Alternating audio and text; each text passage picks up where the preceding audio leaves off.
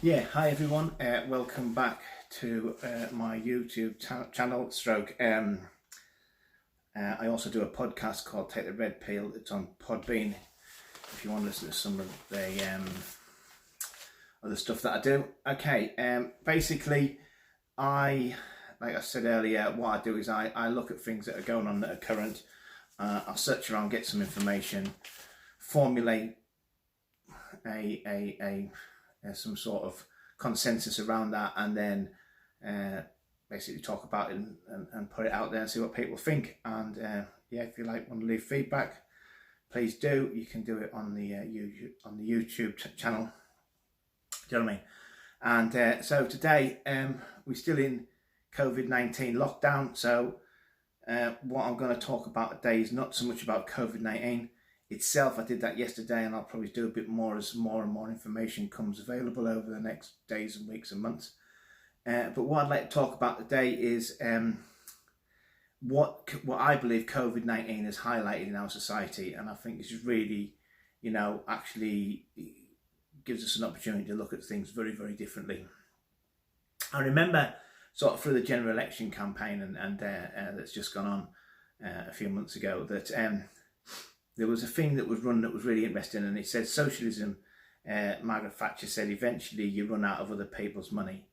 Actually, that's not exactly true, but we won't go into that. But what we find out today is what actually capitalism has done to the society that we live in, and how we're currently in the desperate state I think we are, with not only government debt but other stuff. Because actually, what happens with capitalism over the last decade, and obviously up probably long before that, is basically capitalism takes all the money that the rich people lose and makes the poor responsible for them.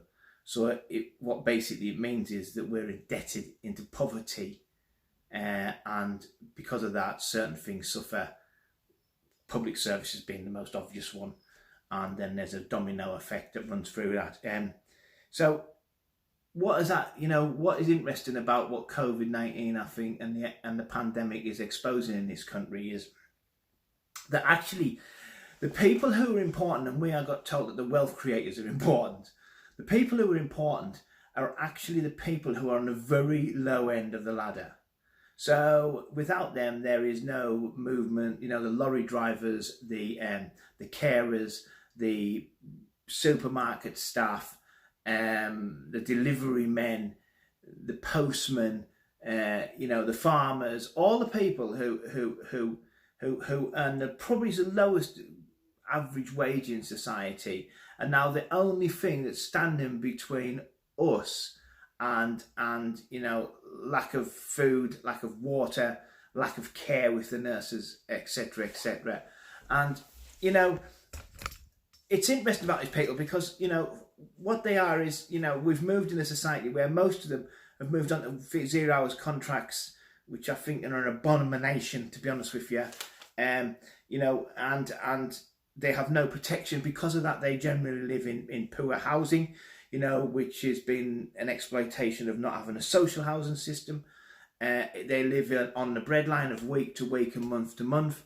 And in a sense, they're viewed in society as some sort of underachievers because they don't drive a BMW or a Mercedes, or all the thing capitalism tells us that actually this is how you celebrate success.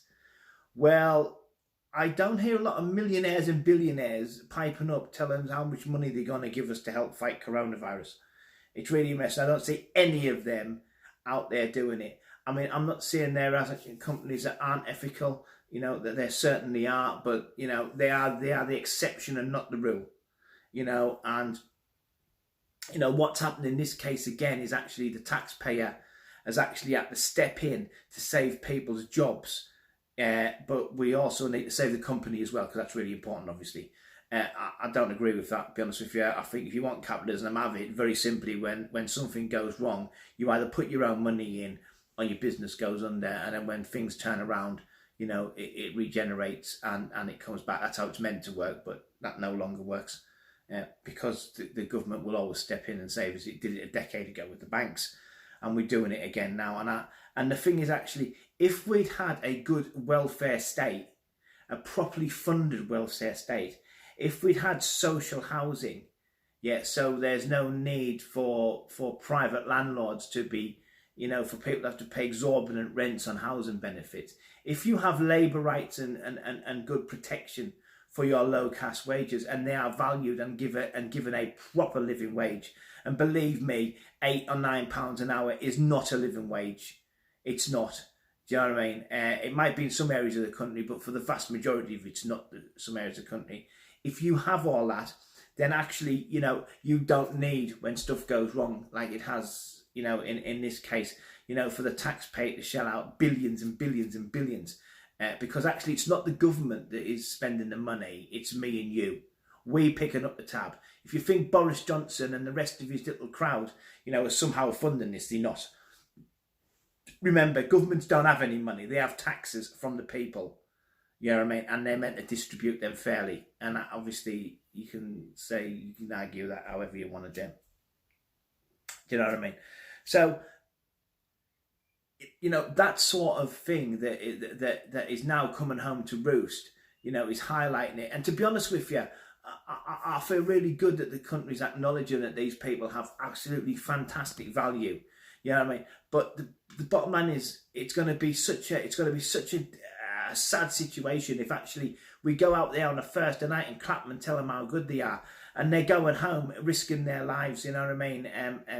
Risking their families' lives with infection.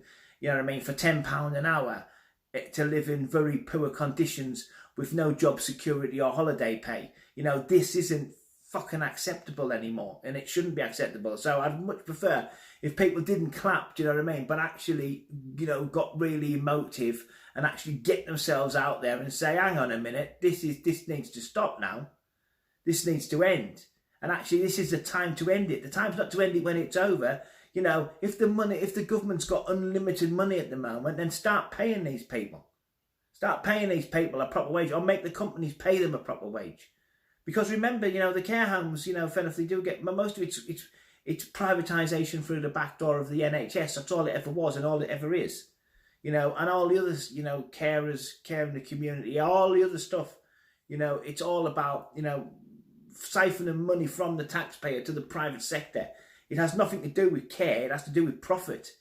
You know what I mean? And I do believe it needs to stop. Same with shop workers. Why can't they have a proper wage? Their value, is, someone's working in Sainsbury's today for £10 an hour, less than £10 an hour possibly. Putting themselves at risk, meeting hundreds of people, so people can have food today.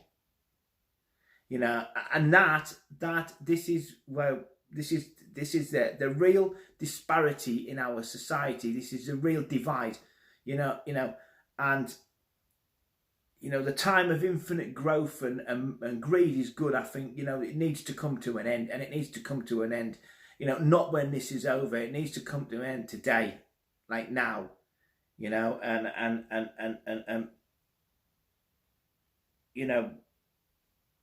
stop giving businesses money. Stop giving businesses, what I want to say to the government is, can you please stop giving businesses my money, please? Because my kids have got to pick up the debt, and the only way they can pick up the debt is for you to go and then slash services again to the bone, because you tell us we've got no choice. Well, we have got a choice. We've always had a choice, and this is the choice. And I keep looking at this because just some of the stuff that these are some of the things that I've sort of wrote down during the day,